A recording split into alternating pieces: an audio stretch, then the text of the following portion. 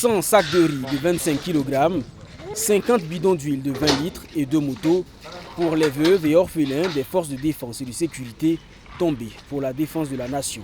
Le coût de ce don, d'une valeur de 4 millions de francs CFA, est de l'artiste Hugo Boss. Il veut ainsi contribuer à sa façon à l'effort de paix.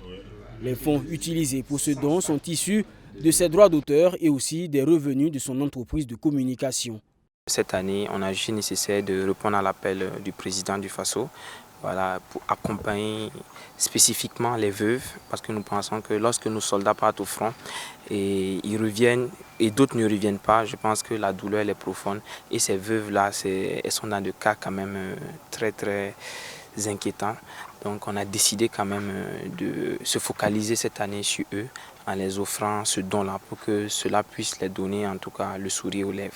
Les vivres et non-vivres sont réceptionnés par le directeur général de l'action sociale des armées et des blessés en opération.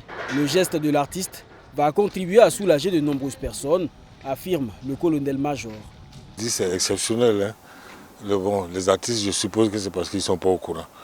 Et je suppose que aussi à partir de Hugo Boss, d'autres vont se rendre compte que c'est possible et qu'on peut contribuer à soulager la peine des proches, comme moi je les appelle les combattantes, parce que leurs maris combattants sont tombés au front.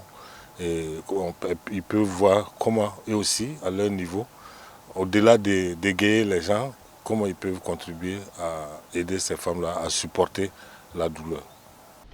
Après la signature du livre d'or, Hugo Boss a reçu une médaille des armées des mains du colonel-major en guise de remerciement pour son accompagnement. L'artiste invite aussi ses confrères à suivre cet exemple pour redonner le sourire aux veuves et orphelins.